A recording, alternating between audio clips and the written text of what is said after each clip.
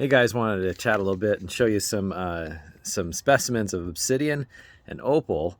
And specifically, I just kind of wanted to maybe get your insight and feedback and ideas. I haven't done any hardness tests yet. I know kind of what my idea is, but about a specimen that was given to me by Robert Murphy from the Hawaii Gem and Mineral Society. On their field trip yesterday, I gave him a few of my specimens, and he actually gave me this really cool specimen that he had and was showing me from the area.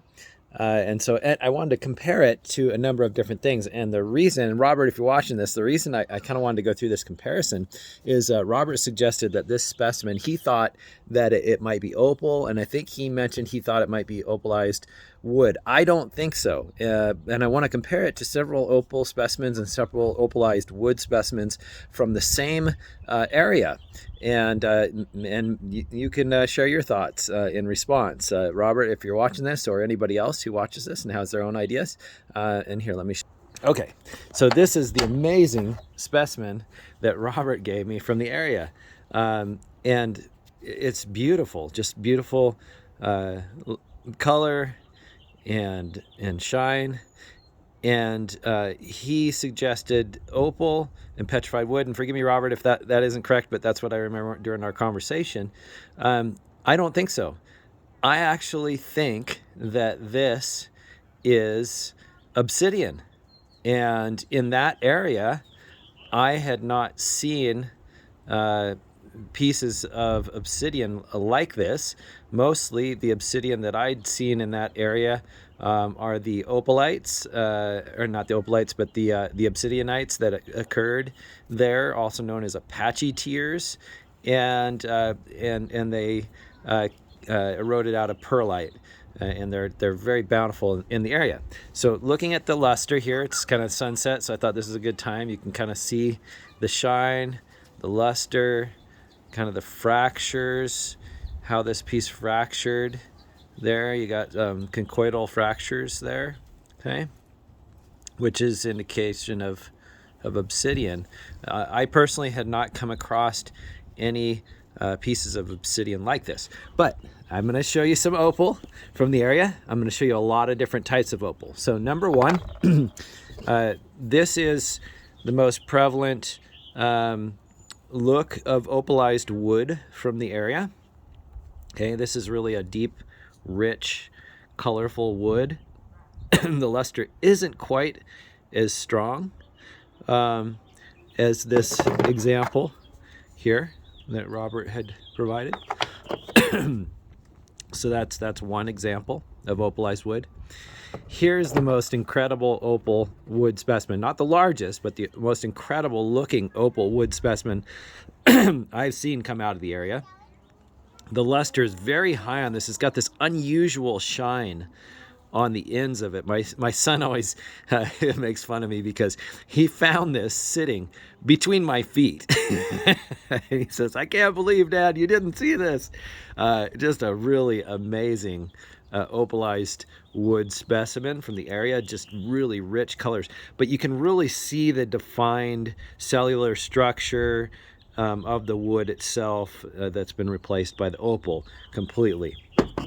Okay, now this is also a piece of opal from the area, a very unusual piece. There are many different colors of opal. I call this candy opal, which down in Utah, very similar colors of bacon or candy opal that comes out of there, but this is a different, really different than that stuff. But to me, this is candy opal.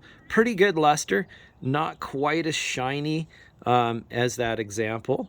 But this is opal, okay? So this is a candy opal from the area. And again, comparing it to the luster of this, which I think is actually obsidian, okay? And also, when you look at the lines in here, these aren't really indicative of wood. It's not really a replacement of wood structure. These are more indicative of the volcanic glass. Okay, so again, look at the lines in the wood structure here. And look at the lines in the wood structure on this one. A little bit different, all right? Here's another piece of opalized wood. See if I can get a good focus on that so you can see the lines in there. Okay. Pretty high luster on that one. All right, so now let's look at another piece of opal. Okay, this is some of the common green opal that you find running in veins in the area. Okay. This is pretty fragile. Most of the green opal fractures. You can see quite a bit of fractures in that opal. The opalized wood is very, very fragile. Fractures quite easy in that area. This is not nearly as fragile as opalized wood might be. Okay.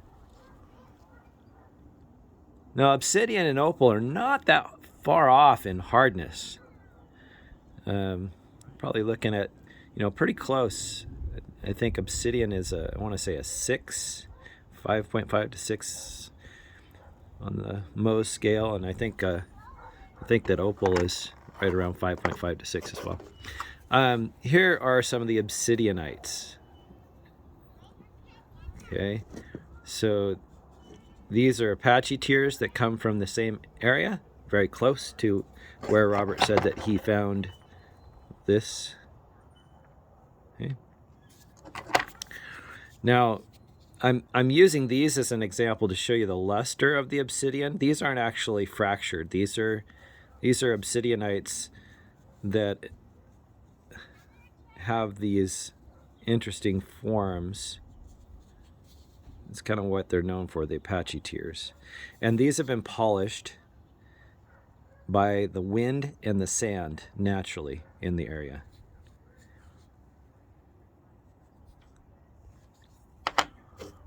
Here's another one, larger one. And I'm just showing you these as an example of the luster of obsidian. Okay. This is a fractured piece, obviously. Okay, so it's been fractured. This face was exposed by fracturing. You can see that conchoidal fracture there. Okay. So again, I'm going to say that I believe that this is obsidian, and not opal. Of these various different opal specimens that I've shown. And let me show you another opal specimen that comes from the area, also very close nearby to that area.